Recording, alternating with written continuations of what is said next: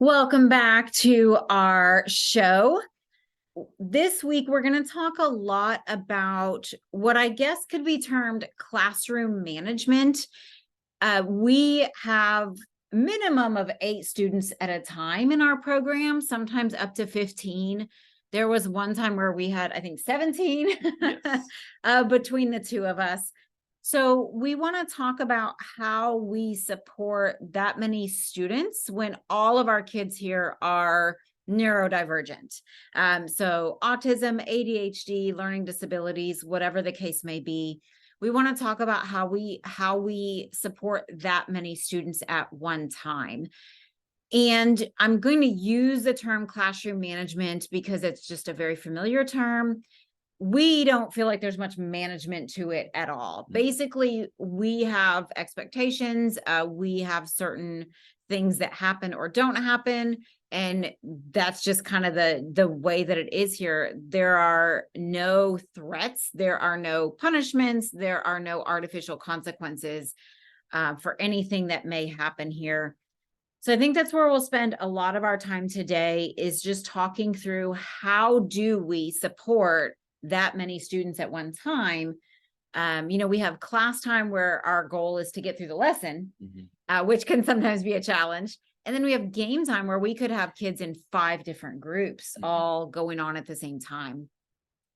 That's going to be our main focus today. And then we have a couple other stories to share if we are able to get to them.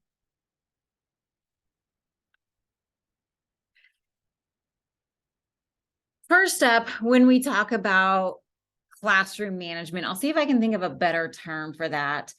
But basically, because we are an educational facility, we're not a daycare, we're not a respite care, we're not a hangout.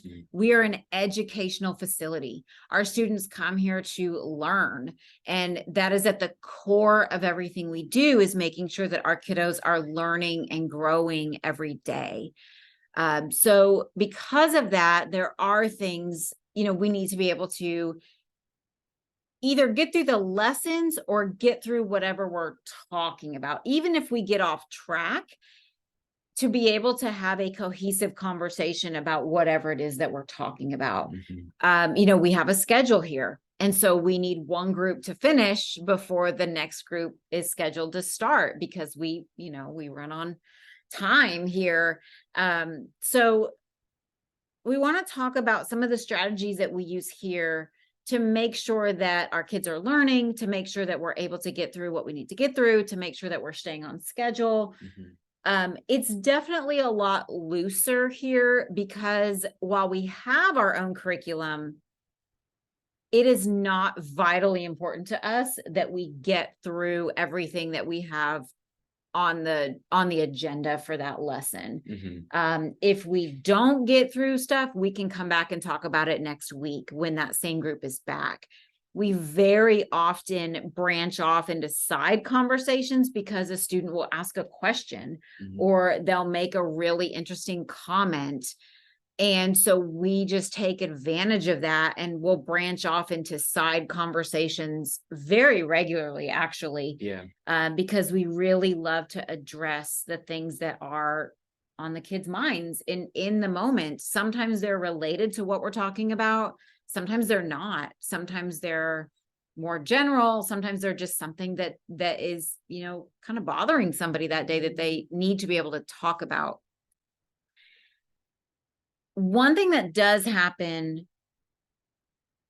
I would say more so with our younger groups, and more so if we have several kids with more kind of outgoing personalities, is we sometimes get a group of maybe 3 or 4 kids that will start having their own side conversations, totally random. Sometimes it's, they're repeating memes.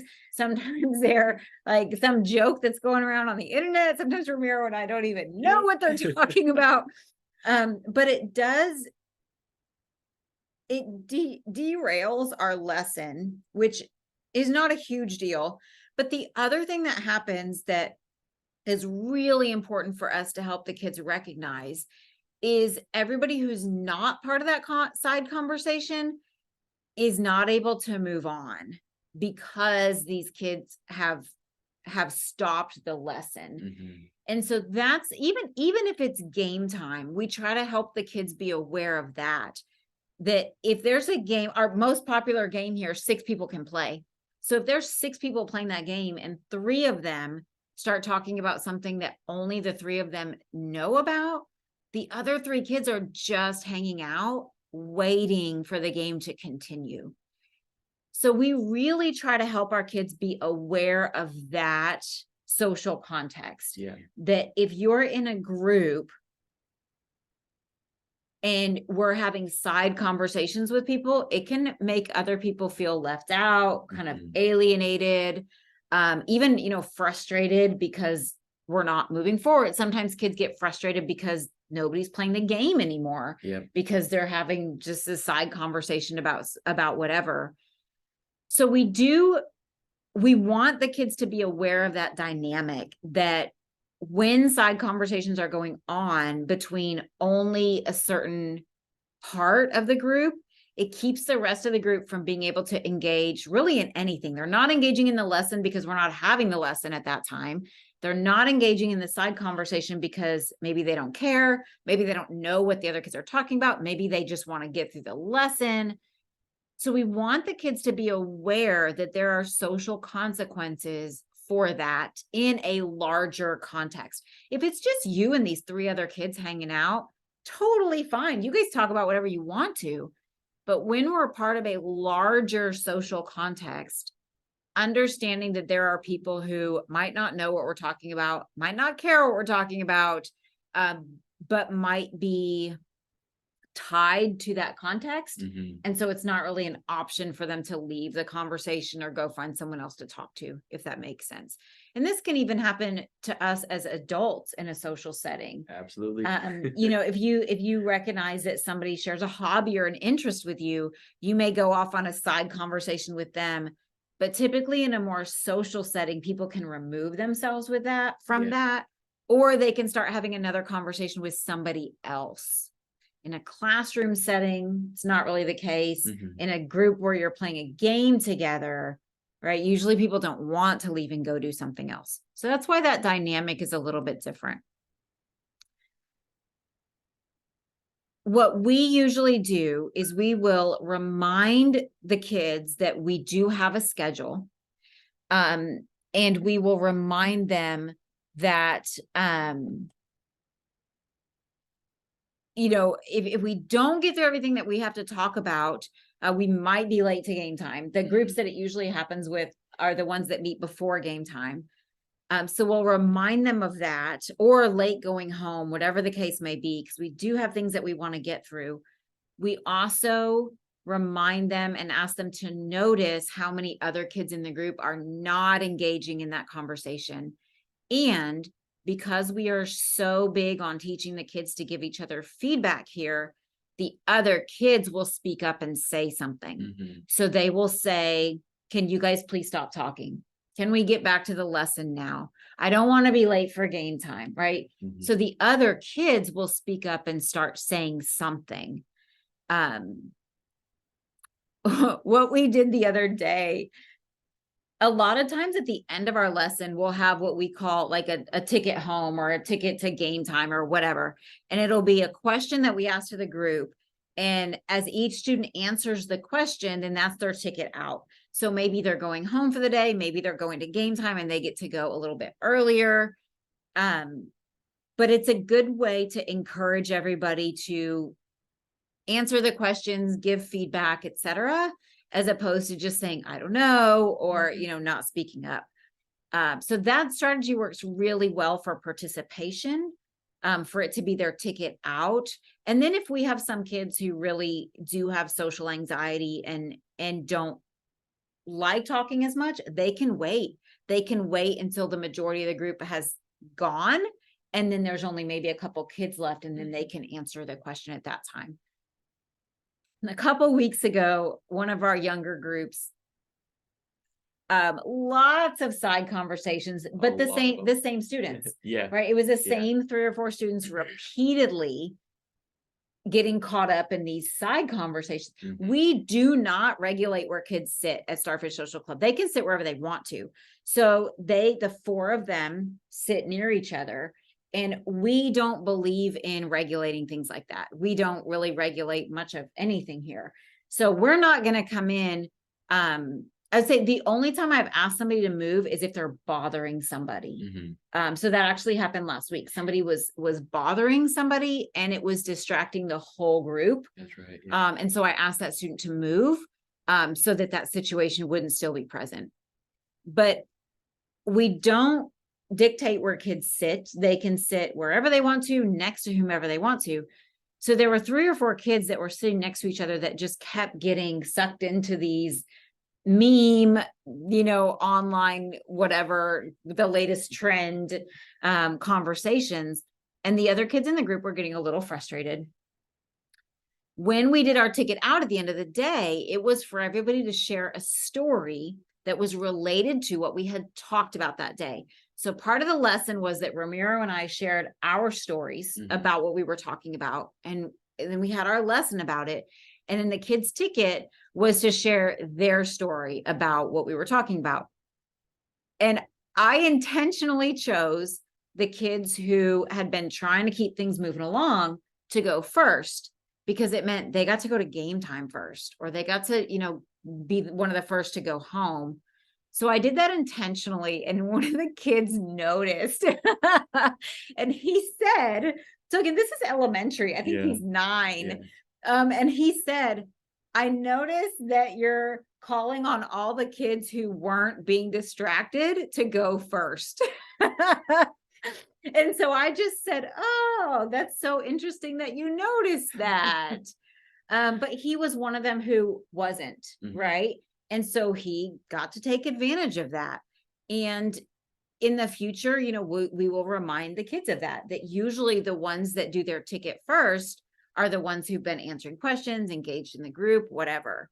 And so there's no threat, there's no punishment. Everybody gets to go home, or game time, whatever's next. Everybody gets to go.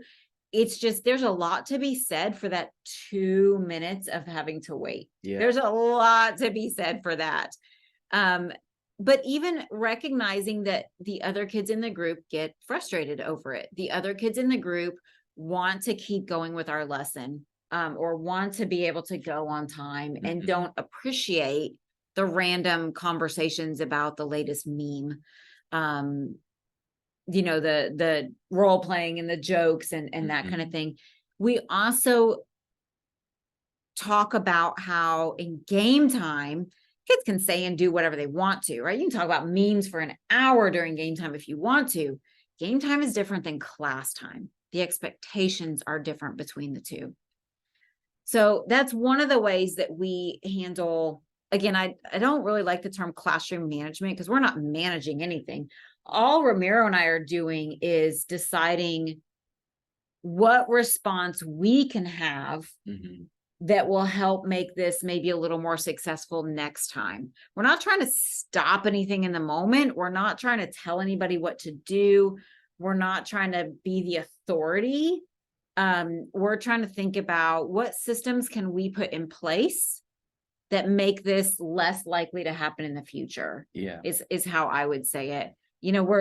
We're not the authority on things like that. I would say the only time that we really intervene is, like I said, if somebody's bothering somebody else, or if they're being really disruptive to the group, then sometimes we'll ask them to move. We'll ask them to go take a break, because most of the time the rest of the kids are super engaged in the discussion that we're having and want to continue having the discussion. So yeah, what else would you like to add to that? I think touching on that, like, I feel like it happens a lot, not a lot with that group specifically, but when it does happen, it tends to be when, like, Steph and I, like, look at each other, like, during those little conversations, like, we try to think about, like, what to say or how to say it. And Steph usually ends up saying to me, not to necessarily the group, but if we don't get to finish this in time, we may have to stay a few minutes late into game time. So it's not even Steph, like, pointing her finger or like getting upset with the kids, like you need to stop talking now, others you're gonna be late to game time. Like it's nothing like that. It's literally just a conversation between me and Steph, and the kids can hear it, and then they pick up on that and they're like, oh, okay, all right, so all right, please stop talking, or they give each other feedback in that sense because they're picking up on what Steph is telling me. That's So, one of our favorite strategies, yeah. right? We talk to each other. We're not talking to any of the students, talking to each other, but when we know that they can hear us, we use that strategy probably every day. Yes. I mean, in some situation. And it's when, to me, the value of that strategy, you can even talk to yourself out loud. You don't even have to have another body. Yeah, You that's can true. even talk to yourself out loud. Like, gosh, I wonder, even during game time, I wonder if he wanted to be read, but someone else was already read. I wonder if he could ask that person if he could be read. I wonder what they would say, right? You can even talk to yourself out loud. It takes away the defensiveness, because we're not even talking to that student. We're talking to each other or to ourselves. It takes away the defensiveness. It takes away, and we're just stating facts. Right. We're not saying anybody's name. We're not talking about emotions or feeling. We are just stating facts. If this happens, this might happen, right? If we're not able to get through what we're trying to talk about, we might be late to game time. That's just what it is. Even one of the things that we have as another kind of built-in system is during game time, for the first 35 minutes or so, the students can play any game that we have. The only expectation is that they're with at least one other student. So they don't even have to play a game. They can be having a conversation. Yeah. They just need to be with at least one other student. So it could be a 2-player game. It could be 2 kids chatting it up. It could be a 6-player. It doesn't matter. They just need to be part of a group, because a group is at least 2 people. After about 35 minutes, we actually have a timer that we use. And when it goes off, we get out the magnetic tiles, the marble towers, and anybody can play with any of those things if they want to. And because we have limited numbers of pieces of those things, it becomes a group activity because there's only so many pieces. But in order to be able to do marbles and tiles, the expectation is that the kids were in a group for the first 35 minutes. So sometimes we just walk around and say that to each other. Hey, Ramiro, I just want to make sure that you remember that when the timer goes off, everybody who's in a group can do marbles and tiles if they want to. Did you set the timer already? Yes, I did. Okay, good. So when the timer goes off, everybody who's been in a group can go do marbles and tiles. Okay, just making sure that you remember. Right? So we'll just have a conversation like that. And so we'll do it in front of specific kids, right? Yeah. If we're trying to say it, for somebody's specific benefit. And probably about a month ago, we had a student who said it to another student, right? The timer went off. This is one of our younger kids said it to an older kid too. The timer went off, and he noticed that this kiddo had not been in a group, and he went and got the marbles, and he said, aren't you supposed to have been playing in a group to be able to do marbles? And I just walked away because I thought, again, like, everybody knows, the routine here, that's just kind of how it works. But it was an interesting conversation, how much the kids internalize the structure here, right? And just kind of know how it works. You don't have to play. You can lie on the floor and take a nap if you want to. Yeah. Totally fine. It just means that you're not able to do marbles and tiles. That's all it means. It's totally fine. You can wander around and talk to yourself for an hour if you want to. Totally fine. It just means the natural social consequence is not being able to participate in the activity that comes next. That's all that it means. So yeah, anything else you want to? I don't think so. Okay. Good. Okay, so yeah, that was that one. So the next thing that we want to touch on, similar vein, kind of talking about just the classroom management concept. In the building that we're located in, we have our own suite in this building, and we have one restroom in our suite. And then in the building itself, there are public restrooms, but they're not there. We're on the first floor, they're on the second floor. So they're not nearby. I mean, you'd have to go out of your way to get to them. One of the things that happens sometimes is because we only have one restroom, we end up with kids camping out in there. Sometimes it is kids who are feeling anxious and maybe they were late. And so when they come in, everybody else is already settled and we're already going and they feel anxious about being late. Maybe they're newer. And so they just feel anxious in general about coming in. Sometimes we have kids who camp out there on their phones. Sometimes, not all of our kids have a great concept of time. And so sometimes what they may think has been a couple minutes has been like 15 minutes. So there's different reasons why, kids may choose to camp out in the bathroom. Number one, if they're in the bathroom, they're not in the group, right? They're not learning, they're not growing, they're not benefiting, they're isolating themselves in the bathroom. So we definitely don't want that. Number two, they're also keeping other people from being able to use the bathroom. I mean, from a thinking about others' perspective, right? If you've been in the bathroom for 15 minutes, nobody else has been able to use the bathroom in that time. So here's the approach that we take to it. Regardless of why somebody's in the bathroom, we will knock on the door and say, oh, somebody needs to use the restroom. Because we want them to develop this awareness, right, of other people, this awareness of there's one bathroom here and it's for everybody. So it's important that, everybody develops that concept. We also want to make sure they're okay. Sometimes we've had kids who aren't feeling well and we need to know that. Sometimes we've had, some of our female students who may need something and I need to know that. Sometimes we knock on the door and we can hear somebody's phone playing a video, right? But even if they're in there because they're feeling anxious, the best solution to that here in our context is for them to come back to the group or come to the group for the first time and be part of the group and experience what it's like to be here so that they feel less anxious. Hanging out in the bathroom is not going to ease their anxiety. What's going to ease their anxiety is experiencing how things are here and that there's really not a lot to be anxious about once you're in and you see how things work here. So no matter why they're in the bathroom, unless they're not feeling well or, there's something, physically happening, we want our kids out of the bathroom. Definitely don't want them camping out on their phones in there.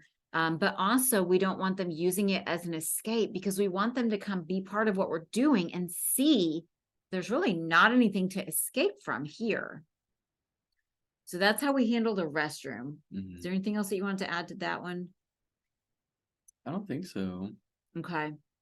And sometimes kids will say, like, I really need to use the restroom. And I'll say, go knock on the door. Yeah. Right. Let that person know that you need to use the restroom. Because again, if you think if we've got, 12 kids here, plus the two of us, and there's one restroom. Yeah. That's some math to figure out there. But it definitely doesn't entail somebody to spend 15 minutes in there. Right. And yeah, like 9 times out of 10, the student comes out within the next minute. They're told, oh, someone's waiting. Like, okay. Once they have a reason to come out. Yes. Yeah, agree. It's really easy to get lost on your phone. Yeah. Right. I mean, if you go to the restroom and pull out your phone, it's a really good chance you're going to be there for a bit. So yeah, that's our restroom. Just our strategy, just knock on the door. Hey, somebody needs to use the restroom. If it's a situation at home where maybe there are other restrooms available, it could be, maybe you need to get something out of the restroom, right? Or maybe you need your child for something, right? So maybe you can handle that a little bit differently. Maybe there's something that you need their help with, or maybe there's something in the restroom that you need to go in and get. But I think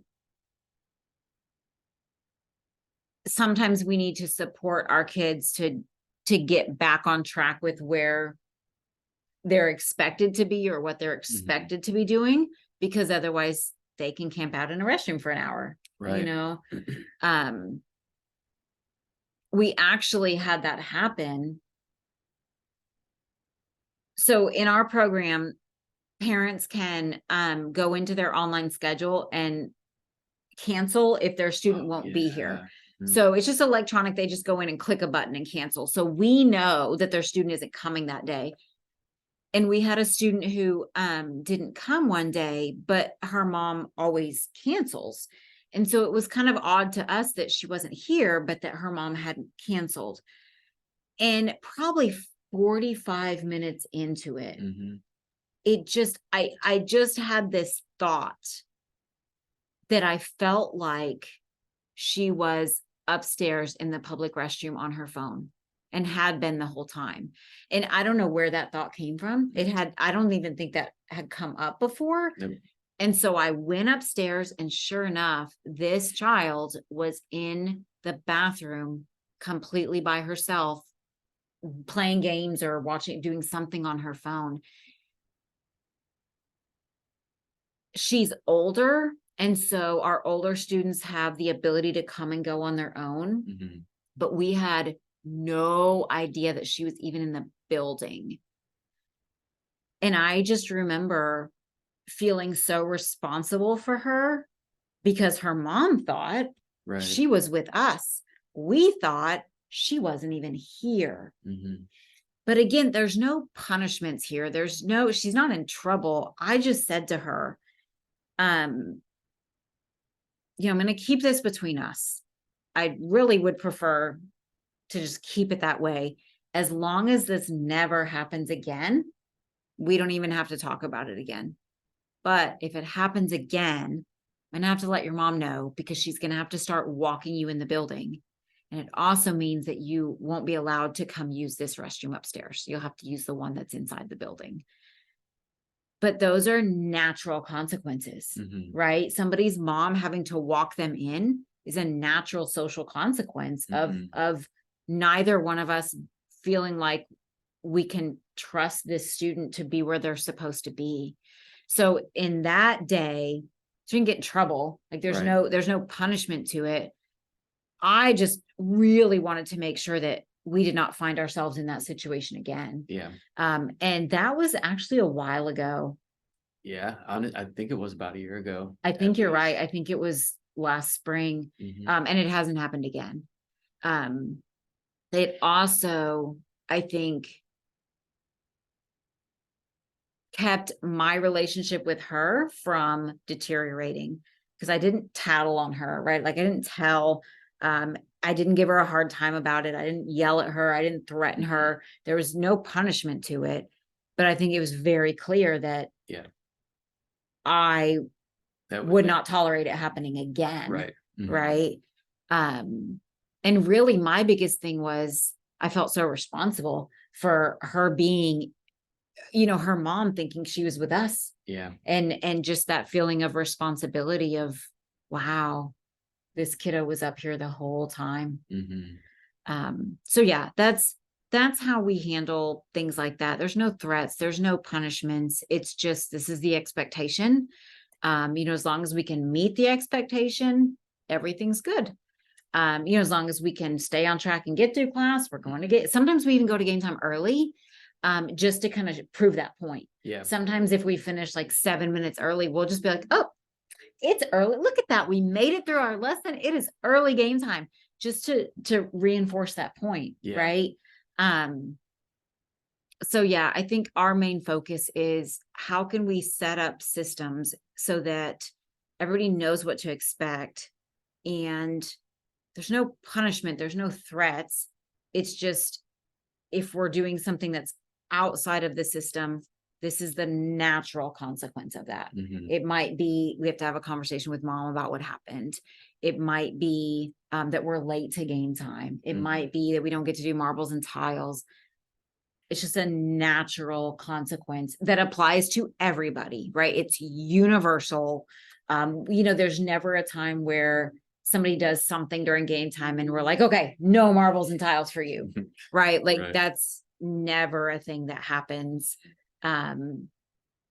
The same with like keeping kids out. There's never a time where we would let everybody else go to game time and be like, you were acting up today. Yeah, there's no such thing as that happens here. Everybody's on the same schedule. Everybody does the same things. It's just, you know, if we've got kids who are holding up the group, the rest of the group is going to get to go before them. Or if we've got kids who are just kind of wandering around doing their own thing, when everybody else goes to marbles and tiles, they got to find a game to play if they want to do something with somebody else. So anything else that you want to say on that concept? Kind of the I guess group management might be better than classroom management, but just sometimes we lovingly refer to it as like herding of the cats, right? I think it's, you know, I remember on LinkedIn, I saw a post of somebody that I followed that said, you know, was talking about how you should start the beginning of every school year with a seating chart, because the kids need to know that like you're the authority, you're the one making the seating chart. And I just thought, I actually unfollowed that person because we are not the authority here. Yeah. Right. I mean, we are all in this together. We are coaches, we are teachers, we are here to guide and support the kids, but we don't act as authorities here, I wouldn't say. And so I just don't agree with that concept of having to show the kids who's in charge. And then shortly thereafter, somebody who does something, I guess, similar to us. I saw he was promoting, I think, a podcast, and they were talking about how parents need to be the authority at home, right? Like what you say goes. And I just thought, we're all in this together, right? We're all learning how to function together. And someone else, I was listening to their podcast, and he was talking about how his daughter wanted to dye her hair blue or something like that. And how I really loved how he talked about the conversations they had about it. And he was trying to get to, why does she want to do this? This is trying to meet some need of hers. You know, I want to really understand where this is coming from. Why is she wanting to do this? It turned out, I think, that other girls were doing it and she was trying to fit in. So I really love that part of it. However, he ended it by saying, basically, I'm glad she agreed not to do it because there was no way in hell I was going to let her dye her hair blue. Oh my gosh. So yeah, that was my unfollow right there. So like those three things happened in close proximity, where it was just this concept of how adults are supposed to be controlling kids. And we just don't follow that same mindset here. You know, we've told other stories about like how we say to kids, what might happen if you keep doing that? Right. Even with the rolly chairs, you know, what might happen if you keep rolling your chair all around the room? But yeah, we definitely have a very different methodology than threatening kids or taking things away or punishing or calling them out or, you know, any of that kind of stuff. And I think it helps our kids feel really safe, physically safe, obviously, but emotionally safe, that, you know, things can happen. We can talk about the clock next time. I was going to say, I was looking trying to look at the clock to see, but yeah.